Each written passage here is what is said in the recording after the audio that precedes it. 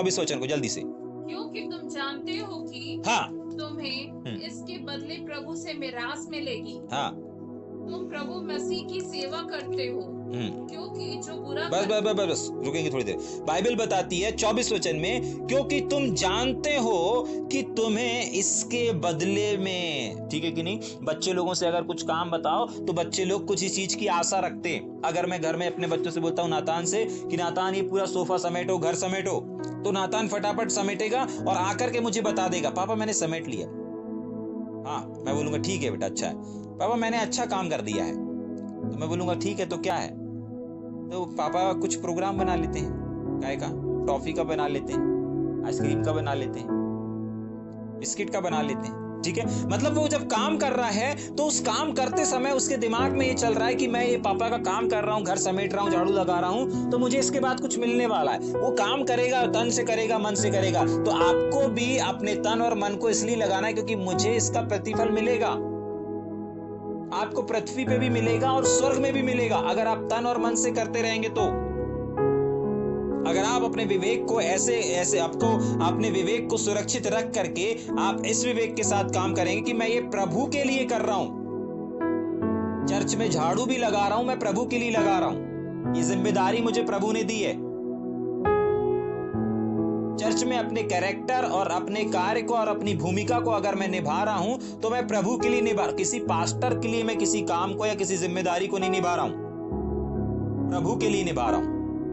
प्रभु ने मुझे इस योग्य बनाया, प्रभु ने मुझे इस काम के लिए नियुक्त किया, इसलिए मैं कर रहा हूं। आज लोग पता है फेल क्यों होते जा रहे हैं, असफल क्यों होते जा रहे हैं? क्योंकि वो पास्टर की ये समझ के करते हैं, चर्च का काम है ये समझ करके करते हैं, जेल सेवकाई का काम है ये समझ करके करते हैं, घर का काम है ये समझ करके करते हैं, वर्क का काम है ये समझ करके करते हैं। लेकिन बाइबल बताती है ये सब समझो ही मत, प्रभु का है ये समझो। जो भी आप कर रहे हो तन मन से करो, और दूसरा प्रभु का है ये समझ करके करो। तब जाकर के आप परमेश्वर से कुछ प्रतिफल को हासिल कर पाएंगे और कुछ पुरस्कार को प्राप्त कर पाएंगे। क्या लिखा है 24 वचन में? क्योंकि तुम जानते हो कि तुम्हें इस काम के बदले, इस सेवा के बदले, इस पहुनाई के बदले, इस छोटे काम के बदले, इस बड़े काम के बदले, इस कुर्सी साफ करने के बदले, और जो कुछ भी आप कर रहे हो इसके बदले कुछ मिलने जा रहा है। इसके बदले आपको मिरास मिलने जा रही है, इसके बदले आपको पुरस्कार मिलने जा रहा है, इसके बदले एक बड़े प्रतिफल को आपको देने जा रहा है परमेश्वर। याद रखिए, जब परमेश्वर देता है ना तो वो इस संसार में भी देता है और उस संसार में भी देता है, शारीरिक भी देता है और आत्मिक भी देता है। लेकिन जब आप मनुष्यों को दिखाने के लिए काम करते हैं ना तो आपको इस संसार में हो सकता है मिल जाए शाबाशी, इस संसार में तारीफ मिल जाए और आपको कुछ मिल भी जाए, इनाम भी मिल जाए, लेकिन उस संसार में कुछ नहीं मिलेगा। लेकिन जब आप मनुष्यों को दिखाने के लिए नहीं करते हैं, परमेश्वर के लिए करते हैं, तो आपका परमेश्वर इस संसार में भी पुरस्कार देता है और उस संसार में भी पुरस्कार देता है। यहां पर भी आपको आशीषित करेगा और स्वर्ग में भी आपको आशीषित करेगा। जाग रहे? समझ में आ रहा है? क्योंकि तुम जानते हो कि तुम्हें इसके बदले में, इस काम के बदले में, हो सकता है आपका पति आपको प्रतिफल ना दे, आपकी पत्नी आपको प्रतिफल ना दे, आपके बच्चे आपको प्रतिफल ना दे, आपके माता पिता आपको प्रतिफल ना दे, हो सकता है आपके गुरु लोग आपको प्रतिफल ना दे, हो सकता है आपके सेवक लोग आपको प्रतिफल ना दे, लेकिन एक है जो कहता है कि मैं तुम्हें मिरास दूंगा अगर मेरे वचन के अनुसार कर रहे हो, अगर मेरे वचन के जो मैंने लिखा है, अगर मेरे वचन में जो लिखा है और जो उचित है, मसीह में उचित है, अगर उसके अनुसार तुम कर रहे हो, उसके अनुसार तुम चल रहे हो, उसके अनुसार उन वचनों को तुम फॉलो कर रहे हो, मान रहे हो, और जैसा जैसा मैं कह रहा हूं वैसे वैसा कर रहे हो, तो तुमको इसके बदले में मैं मिरास दूंगा। इस संसार में भी दूंगा और उस संसार में भी दूंगा, स्वर्ग में भी दूंगा, पृथ्वी पर भी दूंगा, इस धरती पर भी आशीषित करूंगा, और इस धरती के बाद जो एक और आकाश है, स्वर्ग है, वहां पर भी आशीषित करूंगा। तुम्हारे सिर को इस संसार में भी ऊंचा करके रखूंगा और उस संसार में भी ऊंचा करके रखूंगा। तुम्हें यहां भी आशीषित बनाऊंगा और वहां पर भी आशीषित रखूंगा और आशीषित बनाऊंगा। कब? जब आप और हम प्रभु में जो उचित है वैसा करेंगे तब। जब हम कानून के अनुसार काम करते हैं तो हमको कानून की धाराओं के अनुसार सजाएं काटनी पड़ती हैं और सजाएं भुगतनी पड़ती हैं। ऐसे ही जब आप परमेश्वर के वचन, नियम, कानून के अनुसार काम करेंगे तो आप परमेश्वर के कानूनों की सजा नहीं परंतु आशीषों को प्राप्त करेंगे। जाग रहे हैं, क्योंकि परमेश्वर ने कोई भी ऐसा कानून, कोई भी ऐसी नियम आप जो नहीं कर सकते उसके लिए नहीं बनाया। आप हर एक कानून, हर एक नियम को फॉलो कर सकते हैं और कोई भी कानून, कोई भी नियम आपको सजा देने के लिए नहीं है, आपको मिटाने के लिए नहीं है, आपको निराश करने के लिए नहीं है, परंतु आपकी बढ़ोतरी के लिए है। जाग रहे, समझ में आ रहा है? हाँ, एक और बार पढ़ेंगे 24 वचन को। क्योंकि तुम जानते हो कि तुम्हें इसके बदले में प्रभु से मिरास मिलेगी। ठीक है, इसके आगे, मिरास के आगे मिलेगी। तुम प्रभु मसीह की सेवा करते हो।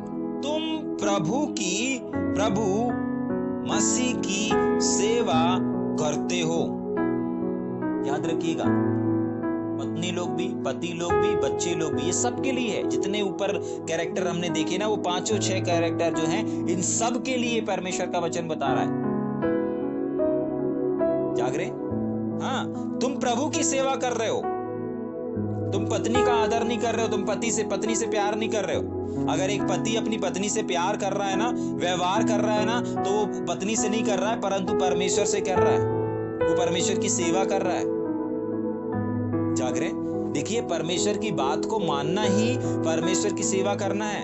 बाइबल क्या बताती है कि मैं बड़े बड़े बलिदानों से प्रसन्न नहीं होता, लेकिन मैं मेरे बात के माने जाने से खुश होता हूं और प्रसन्न होता हूं। तो परमेश्वर ने पतियों से बोला तो है, अपनी पत्नियों से प्यार करो, उनको निर्बल पात्र समझ करके उनकी गलतियों को माफ करो। जाग रहे?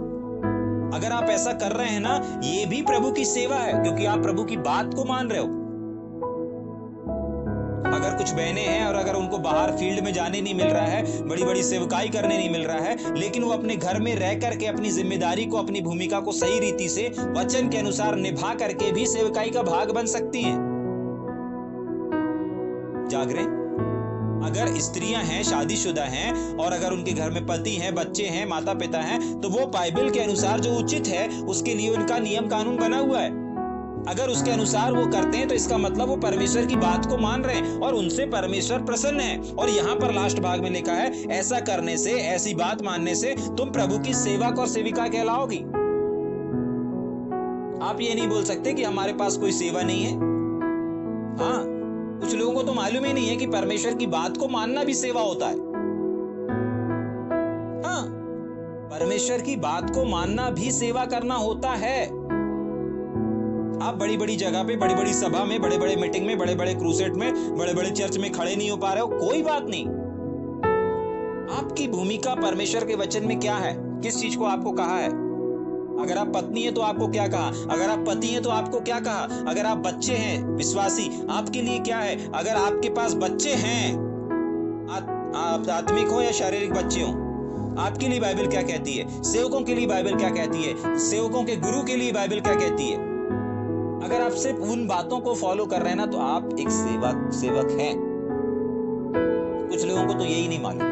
जाग रहे हैं? प्रेज गॉड की परमेश्वर का आत्मा आज की सुबह में इन बातों को बता रहा और सिखा रहा। ठीक, लास्ट भाग एक बार और पढ़ेंगे, उसके बाद आगे चलेंगे। तुम प्रभु यीशु मसीह की सेवा करते हो। भैया, बात को मानना भी सेवा होता है। हाँ, परमेश्वर के वचन की और अपनी भूमिका को निभाना भी एक सेवा है। आपको परमेश्वर ने जिस भूमिका में रखा, उस भूमिका को निभाना भी एक सेवा है। तभी के लिए परमेश्वर का वचन कहता है ना कि तुम में से हर एक के लिए परमेश्वर ने एक योजना को बना करके रखा है, एक उद्देश्य को ठहरा करके रखा है। तो आपके पास जो भूमिका है ना, वो आपकी सेवा है। सबसे पहली सेवा ये है। उसके अलावा फिर जब आप उसमें ईमानदार रहेंगे, तब परमेश्वर बड़ी जगह पर, बड़ी सभा पर हजारों के लिए आशीष का कारण बनाएगा। लेकिन पहले आपको अपनी भूमिका, जो आपकी भूमिका है, जो आपकी जिम्मेदारी है, जहां पर जिन नियम आपके वचन के अनुसार हैं, जो उचित हैं, उसमें आपको पहले क्या करना पड़ेगा, अपनी भूमिका को समझना पड़ेगा और इस छोटी सेवा को आपको एक्सेप्ट करना पड़ेगा। तब जाकर के परमेश्वर बड़ी सेवकाई को आपके हाथों में देगा। जाग रहे? तभी के लिए परमेश्वर का वचन कहता है, तुम में से हर एक के लिए मेरे पास एक योजना है। जाग रहे? समझ में आ रहा है? ठीक, आगे चलेंगे, 25 वचन को पढ़िए। क्योंकि जो बुरा करता है हाँ, वह अपनी बुराई का फल पाएगा, वहाँ किसी का पक्षपात नहीं। हाँ, होता है हमारे स्वर्ग में, हमारे इस वाले स्वर्ग में, जाग रहे। कुछ लोग बोलते हैं भैया पृथ्वी नर्क है, जाग रहे।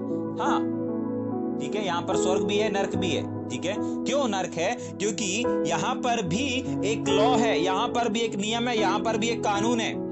यहाँ पर अभी परमेश्वर के वचन में बोला, क्योंकि जो बुरा करता है वो अपनी बुराई का फल पाएगा, वहां किसी का पक्ष नहीं। तो जब स्वर्ग में किसी का पक्ष नहीं, वैसे यहाँ इस संसार में भी है। पहले हम इस संसार का उदाहरण देखेंगे, जाग रहे हैं। इस संसार में अगर आप क्राइम करेंगे तो आपको सजा मिलेगी, लेकिन आप क्राइम नहीं करेंगे तो आपको कोई सजा नहीं होगी, जाग रहे। हाँ, आप सिग्नल तोड़ेंगे तो आपको चालान कटेगा, हेलमेट नहीं लगाएंगे तो चालान कटेगा, क्योंकि नियम बना हुआ है, जाग रहे। अगर आप हेलमेट लगा करके चलेंगे आपका चालान कट जाएगा, 3 जन को बैठाल के जाएंगे चालान कट जाएगा, नियम बना हुआ है। 2 लोगों को बैठ के चलाना है बाइक में, कार चला रहे हैं, सीट बेल्ट नहीं लगाए हैं, चालान कट जाएगा, जाग रहे हैं। लेकिन अगर आप उसी के अनुसार करेंगे, सीट बेल्ट लगा के चलेंगे, हेलमेट लगा के चलेंगे, 3 नहीं 2 ही को बैठाल करके ले जाएंगे, जाग रहे, नॉर्मल रफ्तार से जाएंगे, आपका कभी चालान नहीं कटेगा। जैसा इस संसार में नियम कानून बने ना, सेम चीज बाइबल बताती है, वहां पर न्याय के सिंहासन के सामने भी यही चीज होना है। और ये जो नियम हमारे और आपके सामने लागू कर दिए ना, परमेश्वर ने बना दिए और आपको और हमको बता दिए। हो सकता है अभी इससे पहले आप अनजान रहे होंगे, लेकिन अभी परमेश्वर का वचन हमारे सामने सारे नियम, सारे कानूनों को, सारी धाराओं को ला करके रख दिया। और अब परमेश्वर का वचन बोल रहा है कि देखो, उस स्वर्ग में भी, वहां पर भी एक न्याय का सिंहासन है, उस वहां पर भी ना किसी का पक्षपात नहीं चलता है। अगर जो नियम, जो सिद्धांत मैंने बताए हैं, इसके अनुसार अगर आप और हम काम करेंगे तो हम अच्छे प्रतिफल को पाएंगे। लेकिन अगर इसके विरोध में या इसके अगेंस्ट में काम करेंगे, अगर पत्नियों को बोला गया अपने पति के अधीन रहना है, अपने पति को सर समझना है, लेकिन वो अपने पति को सर नहीं समझ करके जूता समझेंगी, तो समझ जाइए 25 वचन, ठीक है। पतियों को बोला गया अपनी पत्नी से प्यार करो, उनके साथ कठोरता मत करो, लेकिन प्यार करेंगे और कठोरता भी करेंगे तो, पैरों की जूती भी समझेंगे तो, 25 वचन याद रख लीजिएगा, ठीक है। बच्चे लोग अपने मम्मी पापा की खाने की बात को मानेंगे, काम करने की बात को नहीं मानेंगे तो 25 वचन याद रखिएगा, ठीक है कि नहीं। बच्चे वाले जिनके पास बच्चे हैं, वो अपने बच्चों को जानबूझ के रिस्क दिलाएंगे, क्रोध दिलाएंगे, जबरदस्ती उनको चिड़चिड़ाएंगे, 25 वचन याद रख लीजिएगा, जाग रहे हैं। सेवक लोग अगर सेवकाई को कर रहे हैं, लेकिन अगर कैसे कर रहे हैं, उनके जो अगुवे हैं, उनके जो लीडर हैं, अगर उनकी बात को नहीं मान रहे हैं, 25 वचन ध्यान में रखिएगा। सेवक लोग काम कर रहे हैं, दिखाने के लिए कर रहे हैं, 25 वचन को याद रखिएगा, जाग रहे हैं। जो कुछ कर रहे हैं मनुष्यों का समझ के कर रहे हैं, 25 वचन याद रख लीजिएगा, जाग रहे। दिखाने के लिए कर रहे हैं, तन से कर रहे हैं, मन से नहीं कर रहे हैं, मन से कर रहे हैं, तन से नहीं कर रहे हैं, 25 वचन को ध्यान में रखिएगा, जाग रहे। जो कुछ भी हम कर रहे हैं उसके अनुसार ही हमको प्रतिफल मिलेगा, 25 वचन यही बता रहा है, समझ में आ रहा है। क्योंकि जो बुरा करता है वह अपनी बुराई का फल पाएगा। आपको मालूम बुराई क्या है? परमेश्वर ने बोला है हाँ, अपन कहेंगे ना। परमेश्वर बुराई करने, अपन नहीं करेंगे, ठीक है कि नहीं? समझ में आ रहा है? यही है बुरा। परमेश्वर की बात को ना मानना ही बुरा है और परमेश्वर की बात को मानना ही भला है। परमेश्वर की बात को मानना ही भलाई है, परमेश्वर की बात को ना मानना ही बुराई है। लिख लीजिएगा, अंडरलाइन कर लीजिएगा, जाग रहे। परमेश्वर की बात को मानना ही भलाई को दर्शाता है, परमेश्वर की बात को ना मानना ही बुराई को दर्शाता है। और यहाँ साफ लिखा है कि जो बुराई करेगा वो बुरे फल को पाएगा, जो अच्छे काम करेगा वो अच्छाई को करेगा, क्योंकि वहां पर स्वर्ग में किसी के साथ पक्षपात नहीं होगा। आपके पास ज्यादा धन है, आपने ज्यादा सेवा करी तो आपको छोड़ देते हैं, माफ कर देते हैं, नहीं, किसी का पक्ष नहीं होगा, कोई भेदभाव नहीं होगा। समझ पा रहे हैं? इसीलिए हमको जो करना है आज करना है, जो करना है अभी से करना है। समझ में आ रहा है? जो प्रतिदिन आपसे परमेश्वर का आत्मा बात कर रहा है दैनिक दैनिक बाइबल अध्ययन में, ये चीजें हमको क्यों मिल रही हैं? ताकि हम इसको सुन करके अपने हृदय को कठोर ना करें, परंतु अपने हृदय में जब हम उसकी आवाज को सुन रहे हैं तो अपने मन को कठोर ना करें, परंतु उस परमेश्वर की ओर करें, उन वचनों की ओर करें, उस अध्ययन की ओर करें। अपने मन को, अपने तन को उस अध्ययनों की ओर ढकेलें। उदाहरण दूं, अगर मान लीजिए कल हमने कुछ बातों को सीखा था, कल हमने पति और पत्नियों के नियम कानून के बारे में सीखा था, तो मुझे नहीं मालूम कितने लोगों ने, अगर मैं अभी पूछूं कितने लोगों ने अपने तन और अपने मन को उस आज्ञा को मानने के लिए ढकेला या उस आज्ञा के अनुसार अपने जीवन को जीने का कोशिश किया, प्रयास किया। जाग रहे? जिन लोगों ने कोशिश किया उन लोगों ने अपने मन को उस परमेश्वर के अध्ययन, जो प्रतिदिन बाइबल अध्ययन हो रहा है, उसकी ओर अपने मन को ढकेला। आपको यूं ही एंटरटेनमेंट के लिए आपके कानों तक ये आवाज नहीं आ रही है। डेली डिमोशन, अपने सुबह की शुरुआत करने के लिए परमेश्वर की आवाज इस समय आपके पास नहीं आ रही है, आपके मोबाइल में, आपके टीवी में, आपके यूट्यूब में नहीं। इसलिए नहीं आ रही है, इसीलिए आ रही है ताकि आप अपने मन को उस वचन की ओर, इस अध्ययन की ओर, इन टीचिंगों की ओर ढकेलने पाए। जाग रहे? समझ में आ रहा है? नहीं ढकेलेंगे तो 25 वचन याद रख लीजिएगा, अंडरलाइन करके रख लीजिएगा। ठीक, आगे चलेंगे। 4 का पहला जल्दी से। 4 का पहला। हाँ। हे स्वामियों अपने अपने दासों के साथ। अब ये स्वामियों जिसकी भूमिका अपन ने ऊपर देखी थी कि सेवक लोग, तो सेवक लोगों के ऊपर जो रहते हैं, चाहे वो पास्टर हो, सेवक लोग हो, अगुवे लोग हो, आत्मिक पिता हो, आत्मिक गुरु हो, शिक्षक हो, जो कोई भी हैं, उन लोगों के लिए यहाँ पर विशेष चीजें लिखी है। हाँ, पढ़ेंगे। हे स्वामियों, हाँ, अपने अपने दासों के साथ। अपने अपने दासों मतलब जो जो आपके अंडर में है। दास गुलाम बना करके आजकल कोई नहीं रखता, ठीक है कि नहीं? कोई भाई समझ करके सेवकों के साथ में रखता है, ठीक है? कोई अपने आत्मिक बच्चे समझ करके रखता है। दास और चेले वाला आजकल सिस्टम नहीं रह गया, लेकिन आज कैसा रह गया? हमारे भाई, हमारे मित्र और हमारे सहकर्मी, इन नामों से आज हम लोगों को जानते हैं। अपने सहकर्मी लोगों को इस नाम से अपन पुकारते हैं और जानते हैं, ठीक है? पुराने समय, पुराने कालों में चलता था ये मेरा चेला है और ये मेरा क्या है, दास है, गुलाम है। नहीं नहीं नहीं नहीं, आज सब हमारे मित्र हैं। यीशु मसीह ने कहा मैं तुमको आज से दास नहीं करूंगा, तो दास का चैप्टर वहां से खत्म हो गया, ठीक है? वहां से मित्र का, अगर यीशु मसीह के चश्मे से देखेंगे तो दास मित्र बन चुका है, ठीक है? तो हम और आप नए नियम के यीशु मसीह के वर्जन में चलने वाले लोग हैं। हम लोग क्या देखेंगे? मित्र के समान, ठीक है? जो हमारे नीचे, हमारे अंडर हैं, अंडर में हैं लोग, उनके साथ क्या लिखा है? पढ़ेंगे। अपने अपने दासों के साथ न्याय और ठीक व्यवहार। नंबर 1 न्याय। तो ये जो न्याय शब्द है ना, यहाँ पर बहुत बार ये जो स्वामी लोग हैं, यानी कि सेवक लोग हैं, बहुत बार यहाँ पर ये न्याय बिगड़ जाता है इन लोगों से। कैसे न्याय बिगड़ता है इस चीज को देखेंगे। समझ में आ रहा है? क्या देख रहे हैं? अगुवे लोग, सेवक लोग, पास्टर लोग, इवेंजलिस्ट लोग, जो भी अगुवे हैं, जो गुरु बने हैं, शिक्षक बने हैं, टीचर बने हैं, पीचर बने हैं, जो भी, इनके अधीन में कुछ लोग रहते हैं, क्योंकि ये कुछ ना कुछ लोगों को सिखाते हैं। कुछ ना कुछ, किसी के पास 5 होंगे, 10 होंगे, 50 होंगे, 100 होंगे, 5000 भी होंगे। जितने भी लोग हैं उनके साथ पहले चीज उनके लिए कानून बना है। क्या कानून बना है? सिखाने वालों के लिए, टीचरों के लिए, पास्टरों के लिए, इवेंजलिस्ट के लिए, हर एक के लिए, हर एक स्वामियों के लिए। इसलिए एक शब्द में बोल दिया स्वामी, ठीक है? उसके बाद पढ़ेंगे स्वामी अपने अपने दासों के साथ न्याय और ठीक व्यवहार करो। नंबर 1 न्याय। बहुत बार क्या होता है ना कि अगर आपके पास 25 लड़के हैं या 25 यूथ है, तो 25 यूथ में से आप 5 लोगों के साथ कुछ घनिष्ठ एक्टिव रहेंगे और बाकी लोगों के साथ, जो 25 में से 5 गए, 20 बचे, 20 लोगों के साथ आप नॉर्मल व्यवहार को करेंगे और 5 लोगों के साथ आप सटीक व्यवहार करेंगे, मतलब घनिष्ठ वाला व्यवहार करेंगे। आपको मालूम है ये वचन के खिलाफ है, आपको मालूम है ये वचन के विरोध में। बाइबल बताती है किसी का न्याय नहीं बिगाड़ना है। जाग रहे हैं? समझ में आ रहा? आपके कोई खास नहीं होने चाहिए, आपके सब खास होने चाहिए। कोई यूथ स्पेशल नहीं होना चाहिए, सारे यूथ स्पेशल होने चाहिए। समझ में आ रहा है? हाँ, सारे जवान एक से होने चाहिए। एक सा न्याय करो।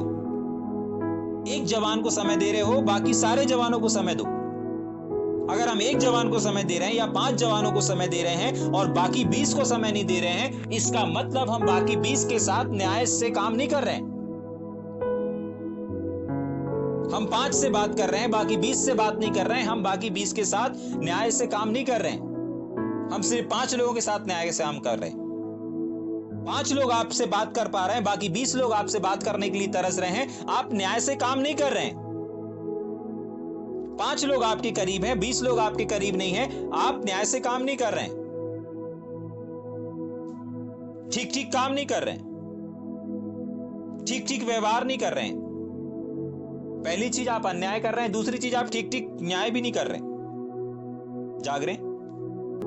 कुछ काम है, कुछ घर का काम है, कुछ विशेष खुशी का माहौल है। आप समझ में आ रहा है? हाँ ठीक। सबसे पहली चीज कि आपके पास जितने भी लोग हैं, आपको इस बात को ध्यान में रखना है कि आपको किसी के साथ भी अन्याय नहीं करना है। अगर आपकी टीम है, अगर आपका ग्रुप है, अगर आपका चर्च है, अगर आपका दरबार है, कोई भी ऐसी चीज है जहां पर आपके साथ आपके लोग आपके अंडर में काम कर रहे हैं, तो विशेषकर जिनके अंडर में लोग काम कर रहे हैं, आप चाहे पास्टर हो, चाहे इवेंजलिस्ट हो, चाहे आप टीचर हो, चाहे आप पीचर हो, चाहे आप भविष्यवक्ता हो, चाहे आप प्रेरित हो, चाहे आप कोई भी सिचुएशन या कोई भी पद पे नियुक्त क्यों ना हो, आपको इस बात को समझना है कि आपके लिए भी परमेश्वर ने कुछ नियम और कुछ कानून को बना के रखा है इसी बाइबल के अंदर, इसी बाइबल के अंदर। और आज उसी नियम और उसी कानून को हम देख रहे हैं कि आपके पास जितने भी लोग हैं, इससे कोई फर्क नहीं पड़ता कि 5 हैं, 10 हैं, 50 हैं, 25 हैं, इससे कोई फर्क नहीं पड़ता। जितने भी लोग हैं, आपको उनके साथ न्याय से काम करना है। पता है न्याय कब हो जाता है? जब हम किसी को अच्छा और किसी को बुरा बोलने लगते हैं, जब हम किसी को ज्यादा समय देते हैं और किसी को कम समय देते हैं। एग्जाम्पल के लिए आपके पास 25 लोग हैं, 25 लोग में से आप 5 लोगों को अच्छे समय देते हैं और बाकी 20 लोगों को आप हल्के में लेते हैं या सब कम समय देते हैं। आप उनके साथ अन्याय कर रहे हैं। जाग रहे? समझ में आ रहा है? हाँ, अन्याय कर रहे हैं। और दूसरा है व्यवहार, दूसरा है व्यवहार। और व्यवहार का मतलब होता है कि उनसे बोलना, बातचीत करना। अगर किसी को कुछ दे रहे हैं तो सबको देना है। अगर किसी का बर्थडे मना रहे हैं तो सबका बर्थडे मना रहा है। किसी के भी साथ कोई भी व्यवहार, कोई भी एक्टिविटी आप अगर अपने लोगों के साथ कर रहे हैं तो सबके साथ वैसा ही करना है। हाँ, ये विशेष कर किसको ध्यान रखना है? जो अगुवे हैं। अगुवे लोगों को अगर वो एक से प्यार कर रहे हैं तो सबसे प्यार करना पड़ेगा। नहीं तो यहां पर ठीक ठीक व्यवहार नहीं होगा। किसी के साथ सही, किसी के साथ गलत, किसी के साथ ज्यादा, किसी के साथ कम, इस तरीके से व्यवहार नहीं करना है। ये एक नियम है, ये कानून बनाया गया है। और एक और चीज है, ऐसा करने के लिए क्यों परमेश्वर बोलता है? अगर हम उसी के आगे पढ़ेंगे तो उसके आगे लिखा हुआ है कि यह समझ करके, इस सोच के साथ आप उनसे व्यवहार करो कि भाई जैसे आज ये तुम्हारे अधीन में हैं, ये तुम्हारे अंडर में काम कर रहे हैं, ठीक ऐसे ही कोई और भी है जो तुम्हारा खुद का भी स्वामी है। क्या लिखा उसके आगे? यह समझकर कि स्वर्ग में तुम्हारा भी एक स्वामी है। तो अगर हम चाहते हैं कि हमारा स्वामी हमसे प्यार से रहे, हमारे साथ अन्याय ना करे, अगर सामने वाले बड़े भविष्यवक्ता को, बड़े सेवक को बड़े रूप से इस्तेमाल कर रहा है, हमको भी इस्तेमाल करे और हमारे और बीच में कोई पक्षपात ना हो, कोई भेद ना हो, ऐसा अगर आप चाहते हैं तो आपको भी आपके जो अधीन में हैं वैसे ही व्यवहार करना पड़ेगा, वैसे ही न्याय करना पड़ेगा। बाइबल में एक बहुत अच्छा उदाहरण है ना, जब एक व्यक्ति का कुछ हजार रुपए बकाया रहता है और वो राजा से विनती करता है कि भाई मैं नहीं दे सकता, मैं दे दूंगा, ये कर दूंगा, ऐसा बहुत रोता गिड़गिड़ाता है और राजा दया करके उसको क्षमा कर देता है। लेकिन एक और जब वहां से राजा की दया पा करके जब वो जाता है और रास्ते में उसको उसके नीचे वाला एक व्यक्ति मिलता है जिसने 100 रुपए लिए रहता है, तो वो भी उससे बोलता है कि देखो देखो मुझे क्षमा कर दो, मैं नहीं दे सकता, अभी बहुत परिस्थिति खराब है। लेकिन वो क्या करता है, जिसका 1000 रुपए माफ हो गया वो 100 रुपए के लिए उसकी गर्दन पकड़ लेता है और उसको बिल्कुल पीटने लगता है, नहीं मुझे तो 100 रुपए चाहिए चाहिए चाहिए। और जब राजा को पता चलता है कि उसने उसके साथ दुर्व्यवहार किया, उसने उसके 100 रुपए क्षमा नहीं करे, तो राजा उसको वापस सजा दे देता है। कुछ ऐसा ही हम यहाँ पर परमेश्वर के वचन में देख रहे हैं कि परमेश्वर चाहते हैं कि हम लोगों से ऐसे व्यवहार करें, क्योंकि आज अगर हमारे अंदर कोई काम कर रहा है तो हम भी किसी के अंदर काम कर रहे हैं, और जो हम अपने अंदर वालों के साथ व्यवहार कर रहे हैं, चीजें कर रहे हैं, वही चीज वही बातें हमारे साथ भी होगी, हमारे साथ भी घटेगी। जाग रहे हैं? अगर आज आप कुछ अपने 25 लोगों में से 25 यूथ में से 5 के साथ अच्छा कर रहे हो, 10 के 20 के साथ अच्छा नहीं कर रहे हो, 5 के साथ सही और 20 के साथ गलत कर रहे हैं, तो इस बात को याद रखिए कि आपके ऊपर भी एक स्वामी है। अगर आप इस प्रकार से करेंगे तो आपके साथ भी यही चीज है जो आप बोल रहे हो, और यही चीज आप आने वाले दिनों में काटोगे। जाग रहे? समझ में आ रहा है? हाँ, इसीलिए अपने विवेक को इस ओर लगा करके रखे कि नहीं, मैं जो कुछ भी इस संसार में कर रहा हूं, मैं जो कुछ भी इस पृथ्वी पर कर रहा हूं, वो ये समझ कर कि नहीं नहीं नहीं, मेरा भी स्वामी है। याद रखें, विशेष करके जब आप अपने से नीचे वालों के ऊपर अधिकार को जमाते हैं, या उनके साथ व्यवहार को करते हैं, या उनके साथ सही या गलत या अन्याय करते हैं, कुछ भी करते हैं, आप अपने दिमाग में इस बात को रखिए कि आपके ऊपर भी कोई है, आपके ऊपर भी कोई है, आपके ऊपर भी कोई देख रहा है, आपको भी कोई देख रहा है, आपको भी कोई सुन रहा है, आपको भी कोई अपने नियंत्रण में रखा हुआ है। जाग रहे? हाँ, ठीक।